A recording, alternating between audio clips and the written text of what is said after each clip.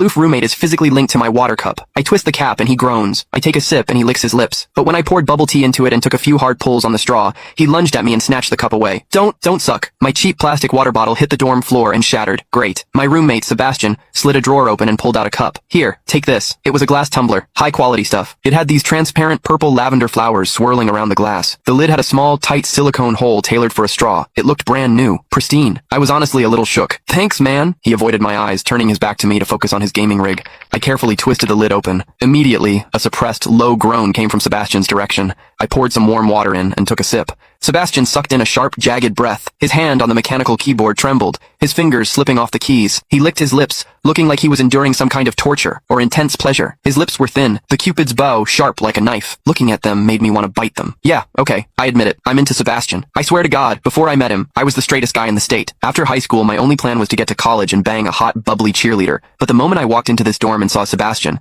that plan went out the window. 4 years of college and he's the only one I want to mess around with. But I couldn't tell him. No way. I was terrified that if I spilled my guts, we wouldn't even be friends anymore. Because Sebastian is straight. Like, painfully straight. Only 2 weeks ago, he turned down a senior, a varsity swimmer, total stud, who asked him out. After that, Sebastian came back to the room and sat at his desk with a face like thunder for hours. The guy must be a raging homophobe. Maybe it was because the cup was a gift from my crush, but that warm water tasted sweeter than usual. It had a weirdly good aftertaste. I grabbed a straw from my desk and shoved it deep into the hole on the lid. The second I did, a strangled moan ripped out of Sebastian's throat. He bolted up and sprinted into the bathroom. Weird. We were just gaming. Why the hell did he suddenly need a shower? He didn't even grab a change of clothes or a towel. My hearing has always been too good for my own good. Through the thin bathroom door, I heard whimpery, muffled sounds. Soft, hot, suppressed. As a dude, I knew exactly what that sound was. He was jerking off. When I get horny, I usually wait until lights out and hide under the covers like a rat. But Sebastian, it's the middle of the damn day and he just goes for it? Talk about high testosterone. Sebastian is gorgeous. He's got that cold, don't touch me vibe, but his eyes are sharp, almost like a fox. He looks like a priest who's secretly a sinner, tempting as hell. I've heard people say his smile is killer,